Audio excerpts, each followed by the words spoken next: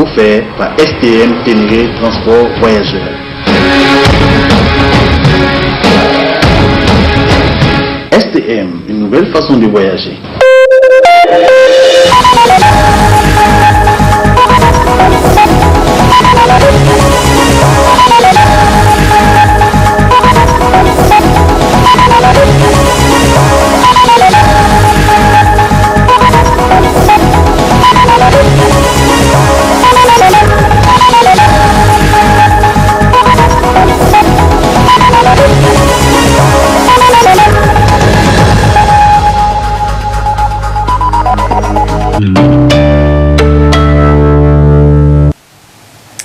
Messieurs, dames, bonsoir et bienvenue à cette édition d'information consacrée à la rétroactualité de la semaine. Le bureau du procureur de la République près du tribunal de grande instance hors classe de Niamey a rendu public au cours de cette semaine un communiqué relatif à l'affaire du rapport de l'audit du ministère de la Défense nationale. Le procureur entend à travers ce communiqué apporter des éclaircissements sur les chiffres annoncés dans le rapport provisoire qui font l'objet de contradictions. Ainsi, le cumul du manque à gagner pour l'État issu du rapport définitif est de 32 milliards 643 millions 221 746 francs CFA au lieu de 76 milliards 135 millions 383 473 francs CFA annoncés dans le rapport provisoire. À l'hémicycle, les travaux en séance plénière de la première session ordinaire au titre de l'année 2020 se poursuivent. Un seul point était inscrit à l'ordre du jour de la séance du jeudi dernier. L'examen et le vote du projet de loi organique déterminant les attributions, l'organisation et le fonctionnement de la Cour des comptes. Détail Ralia Sami, Ibrahim Kantama. Après l'examen et l'adoption du compte rendu sommaire de la séance précédente, les élus nationaux ont procédé à l'examen et au vote du projet de loi organique qui détermine les attributions, l'organisation et le fonctionnement de la Cour des comptes. Un projet de loi adopté à l'unanimité des parlementaires présents et à la grande satisfaction du ministre de la Justice, garde des Sceaux. Je suis plutôt satisfait de l'adoption unanime de ce projet de loi organique sur la Cour des comptes qui intervient 8 ans après la première loi que j'ai eu à porter en 2012 et qui l'améliore sensiblement. Et c'était, comme je l'ai dit, franchement un engagement fait à un mort. Le premier président Seydou Sidibé qui, quelques jours avant son décès, m'a demandé, monsieur le ministre, de tout faire pour faire aboutir cette réforme. Cet homme est décédé le 30 août 2018. Voyez-vous, le processus législatif est dur. Il a fallu aujourd'hui, 25 juin, c'est ça, 2020, pour que enfin on puisse arriver à ce résultat. Et je suis satisfait parce que des réformes essentielles ont été faites qui permettront à la Cour d'améliorer son fonctionnement, qui permettent à la Cour de mieux faire son contrôle, toutes ses compétences juridictionnelles, consultatives ou de contrôle des comptes internes. En définitive, vous avez suivi les débats essentiels qu'il y a eu autour de cette loi. C'était le contrôle des comptes de l'Assemblée nationale. Malgré son autonomie financière, l'Assemblée a tout de même voté que ces comptes soient transmis effectivement à la Cour des comptes pour certification. Et la sincérité de la gestion sera validée au niveau de cette juridiction. C'est important parce que ce n'est pas toutes les assemblées qui ont une autonomie financière et de gestion. Deuxièmement, le débat a porté, comme vous le savez, sur une des nouvelles attributions de la Cour, qui est l'évaluation des politiques publiques.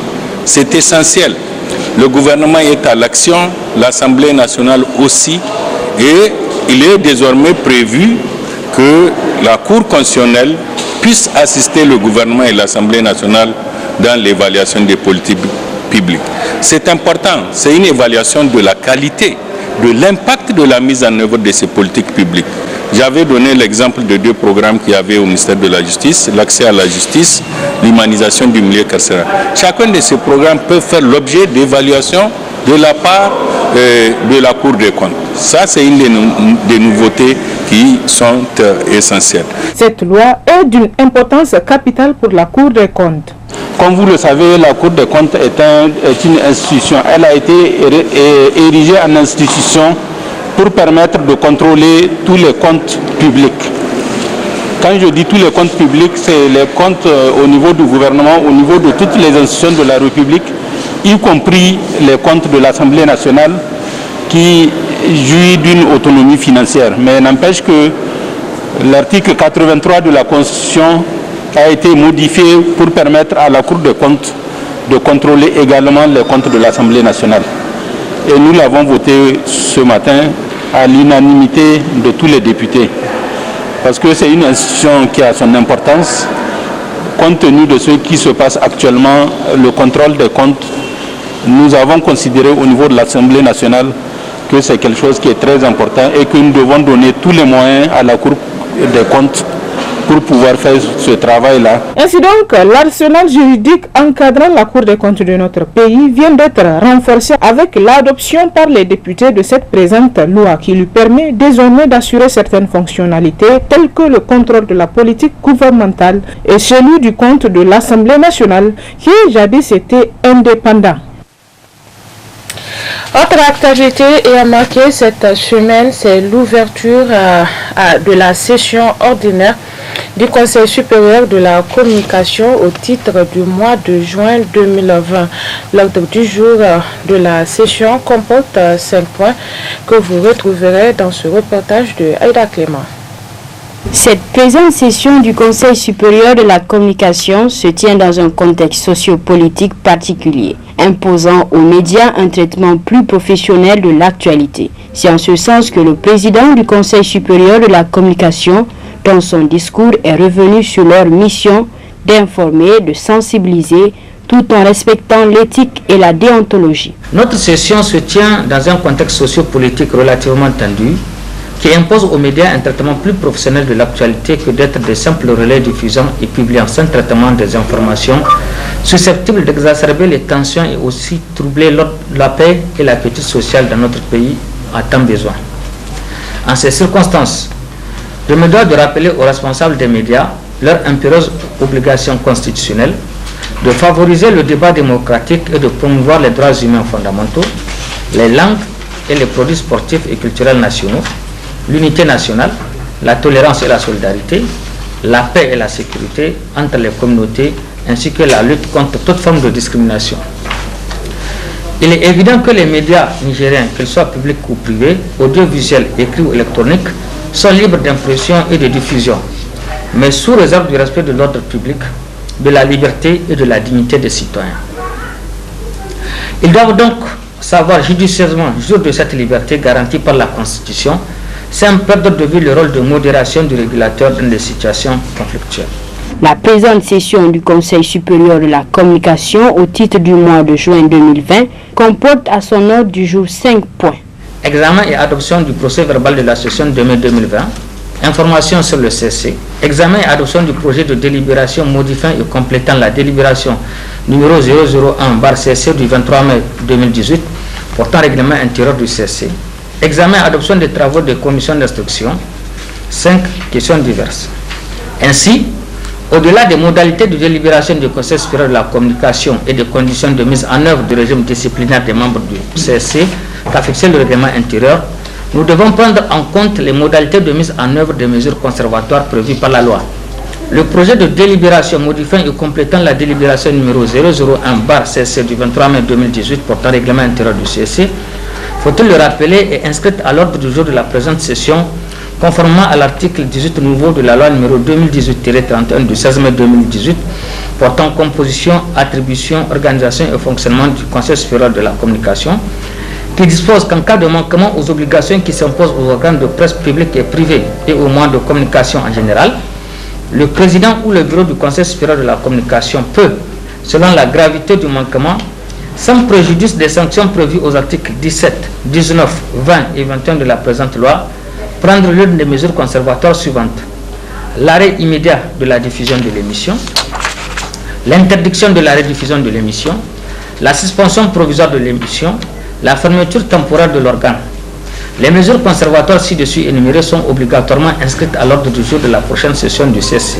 Le président du Conseil supérieur de la communication n'a pas manqué d'inviter les acteurs de la session ordinaire à faire preuve de responsabilité et d'engager des débats fructueux tout au long de leur assise. Pour améliorer la performance du géant de la téléphonie mobile au Niger, le directeur général de Niger Télécom, Abdou Harouna, a supervisé au cours de cette semaine les travaux de plusieurs projets à Niamey et de la commune rurale de Hamdallah. Faisons le point avec Amadou Harouna.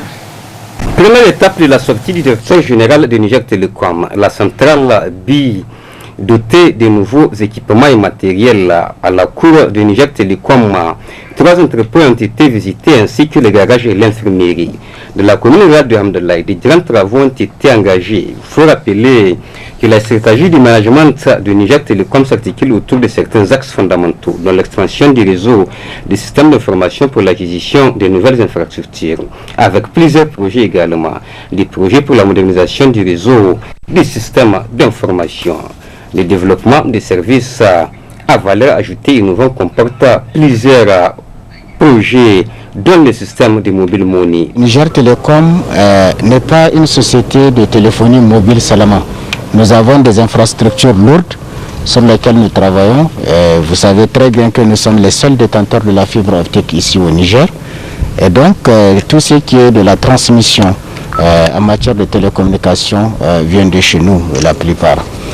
L'un de notre plus gros soucis, quand nous avions défini la stratégie de l'entreprise 2017-2021, c'était de dire que nous sommes vraiment leaders en data, donc en Internet, et il faut renforcer ce secteur-là. La téléphonie mobile représente un petit segment dans Niger Télécom, parce que généralement, on aime trop nous juger sur la partie mobile de téléphonie. Eh bien, dès lors que nous avions cette stratégie, ce que nous avions fait, c'est de dire les premiers investissements que nous allons faire devraient être axés sur le développement de l'Internet au Niger. Et au niveau du Central B, on a un premier projet qui est focalisé sur l'augmentation de la capacité.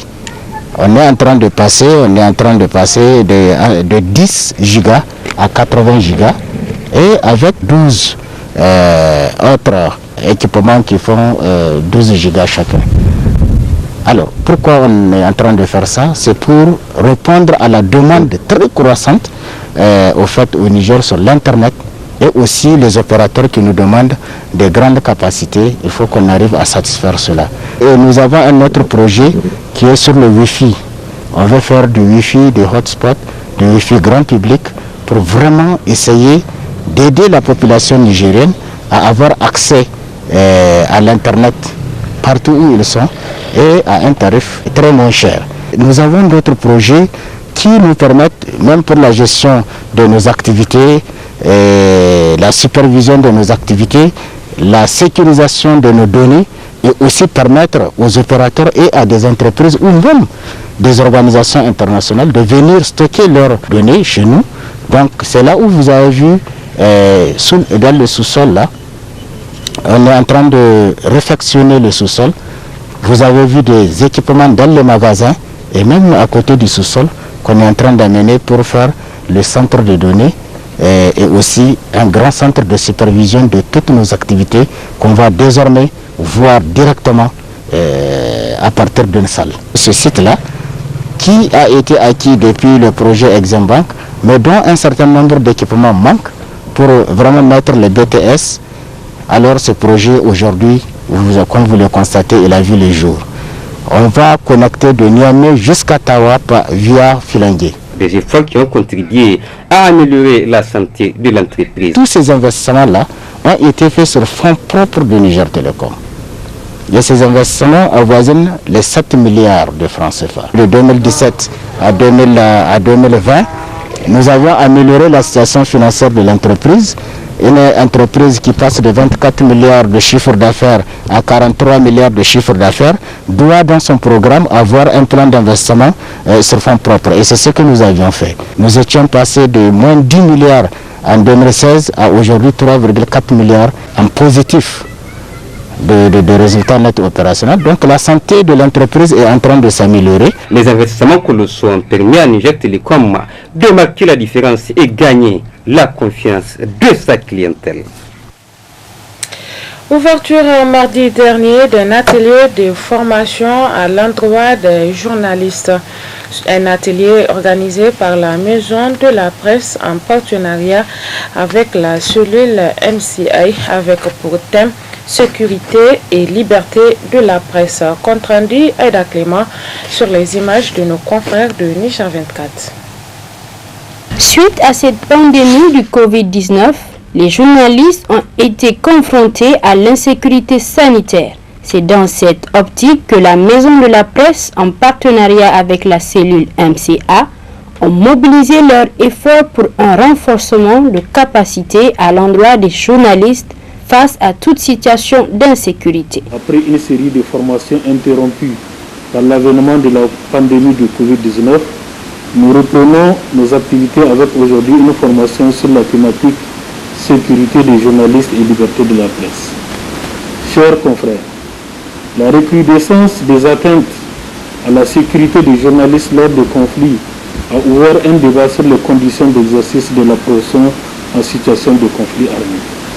Journalistes, chefs de rédaction et organisations socio-professionnelles des médias ont été amenés à examiner la nécessité de la présence journalistique dans les conflits, le niveau du danger que cette présence implique et les moyens appropriés pour le réduire. Chers confrères, notre sous-région est confrontée depuis quelques années à un phénomène de recrudescence de l'insécurité avec tous les corollaires que cela engendre. Cette situation est un contexte particulier pour le travail des journalistes, d'où la nécessité des actions de renforcement des capacités sur les questions sécuritaires.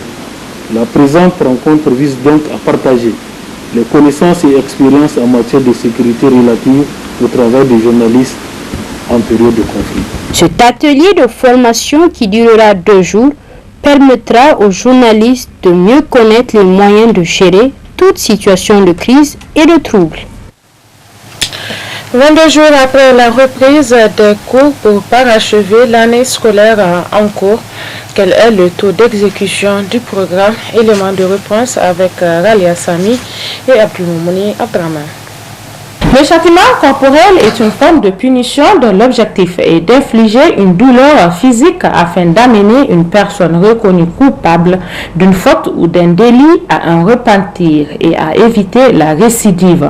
C'est ainsi que depuis quelque temps, une nouvelle loi a été adoptée interdisant ainsi le châtiment corporel à l'école, toute chose que n'apprécient pas les enseignants. Les temps forts où nous étions à l'école primaire, où il a été institué une symbole, où le matin, tout élève qui vient à l'école avec le symbole, on lui fait déjà 5 coups de cravate.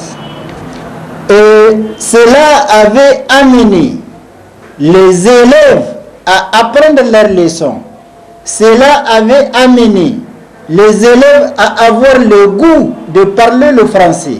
Cela avait amené les élèves à faire en sorte que même quand ils quittent l'école, sur le chemin de l'école, c'est la langue française qui est parlée. Quand ils partent en ville, de peur que tu puisses prendre les symboles, tu parles le français. Mais j'avoue que la décision interdisant le châtiment corporel est à la base de cette baisse de niveau que nous connaissons aujourd'hui. L'interdiction du châtiment corporel aujourd'hui est à la base de la délinquance des élèves aujourd'hui un peu partout à travers le Niger. Avec l'apparition des nouvelles technologies de l'information et de la communication, le châtiment corporel doit encore être restauré dans les écoles. D'où cet appel. Nous pensons que avec l'évolution de la nouvelle technologie de l'information et de la communication, il faudrait que le châtiment corporel revienne pour que les enfants puissent laisser le portable. Avec l'évolution de la paresse aujourd'hui, il faudrait que le châtiment corporel revienne pour que les élèves puissent réciter leurs leçons.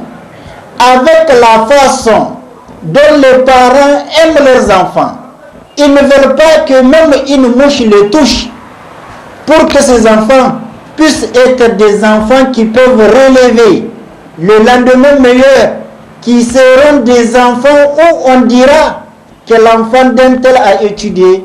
Il faudrait que le châtiment corporel revienne. En un mot, c'est dire que les parents, les enseignants et les élèves doivent chacun rester dans le strict respect de la loi contre le châtiment corporel. Cependant, certaines voix estiment que le châtiment corporel doit être restauré dans l'intérêt des enfants, car ils sont l'avenir de la nation.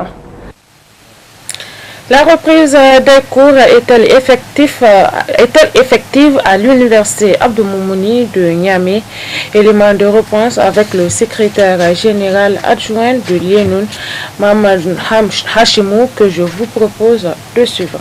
Depuis la reprise de ces activités académiques-là, vous conviendrez avec nous qu'il y a une grève encore qui est là, qui est à perpétuité, la grève des PAT.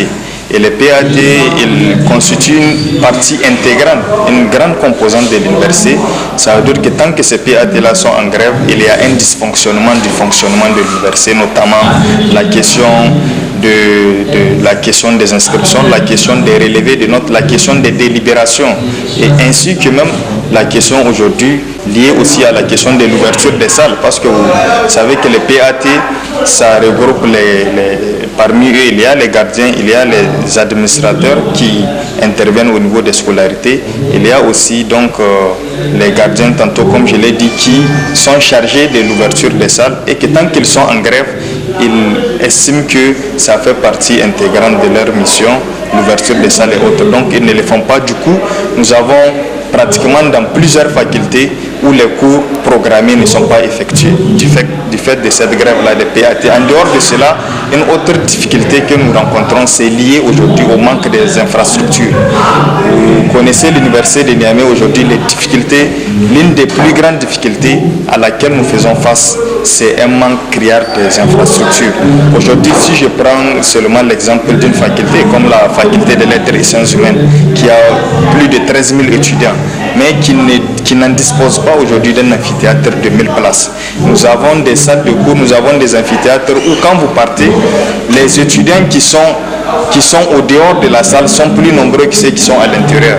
Du coup, c'est des sérieuses difficultés. Nous avons des camarades qui viennent prendre cours mais qui n'arrivent pas à avoir accès à la salle ou à l'amphithéâtre du fait de la capacité d'accueil qui est une capacité d'accueil très très limitée. C'est en ce sens-là que nous interpellons les autorités politiques et académiques à s'intéresser à la question des infrastructures à l'université pour effectivement créer les conditions pour résoudre la question du retard.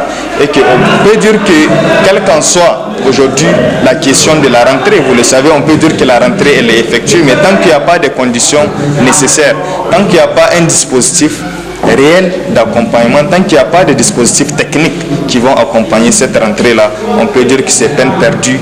Donc c'est généralement une rentrée qui en réalité ne dit pas son nom, c'est une rentrée de forme, mais en réalité le fond en dit. Direction Zender, où une bonne volonté qui a voulu garder l'anonymat a financé le mariage de 10 couples dans la ville de Zender. Constat dans ce reportage de nos confrères de la télévision Gaskia depuis Zender.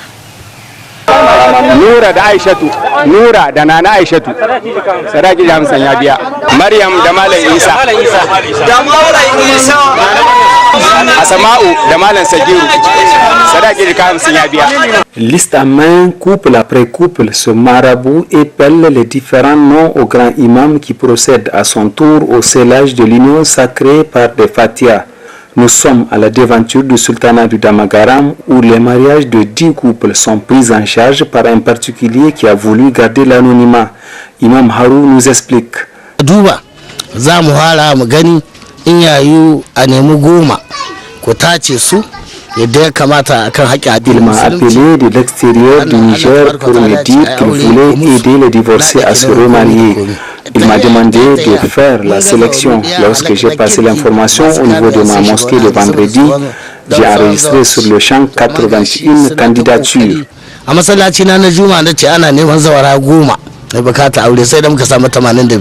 Ces mariages constituent une aubaine pour bon nombre selon cet homme qui fait partie des couples mariés.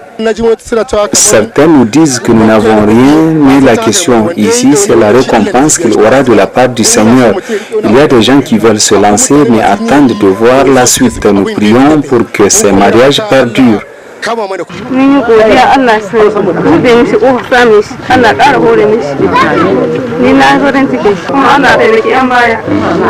Selon le sociologue Mamansani Roufaï, ces mariages collectifs contribueront à réduire le taux de divorce qui tend à devenir un fléau social. Le statut social s'obtient par les mariages, que ce soit pour un homme ou pour une femme, et surtout pour une femme. La première des fonctions, ça permet de réduire la promiscuité qu'on constate dans nos maisons. Et ça peut être aussi une solution pour mettre un frein au divorce, puisque quand on fait un mariage collectif devant les autorités, donc on a mis des barrières assez importantes qui vont faire en sorte que les gens ne vont pas s'avérer à divorcer, parce qu'on a fait ça devant les marabouts, devant les autorités traditionnelles. Ça a été médiatisé. Donc si demain tu viens, tu te divorces, ça doit être un mauvais signe pour toi-même et pour ta famille. Donc ça va prévenir les divorces. Notons que toutes les dépenses connexes au mariage sont prises en charge à 100% par le donateur qui n'attend que la réussite de ce premier essai pour s'engager dans un deuxième. Les opérations d'enrôlement biométrique n'auront pas lieu dans la 9e région du Niger. Une frustration pour les représentants de la diaspora que je vous propose de suivre. Nous avons tous suivi l'arrêt de la Cour constitutionnelle et nous estimons que la Cour constitutionnelle est juge du processus électoral, mais pas juge de l'organisation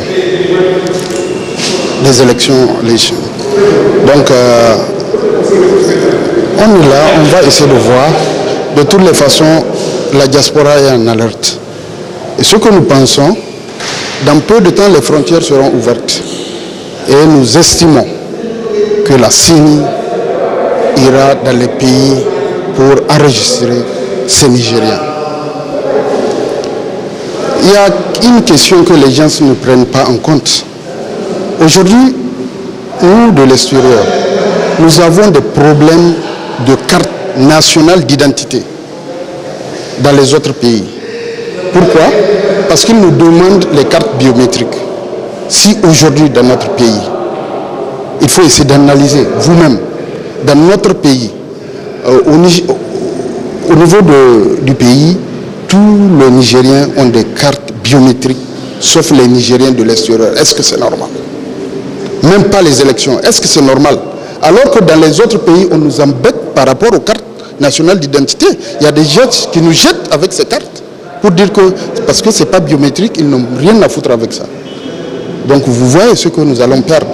Et pour le moment, nous ne sommes pas prêts à accepter cela.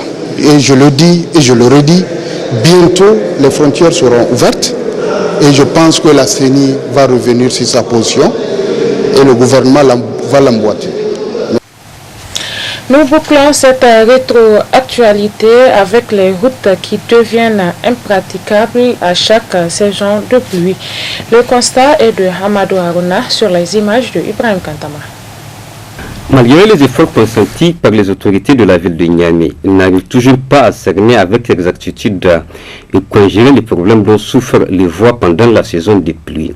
Nous assistons comme toujours à l'épineux problème d'impraticabilité des routes avec la stagnation des eaux de ruissellement qui rend difficile la circulation et détériore les goudrons financiers à coût de millions, voire de milliards.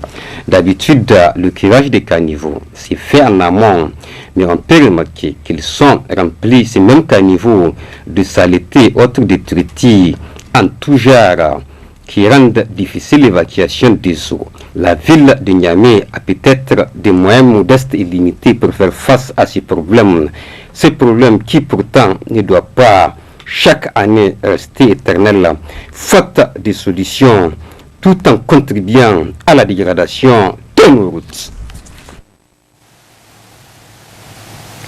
Et c'est sur ce commentaire de Amadou Haruna que se referme cette rétroactualité de la semaine.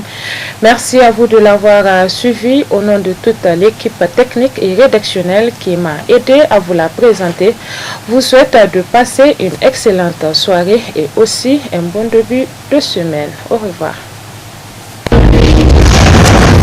Ce journal vous a été offert par STM Ténéré Transport Voyageurs. STM, une nouvelle façon de voyager.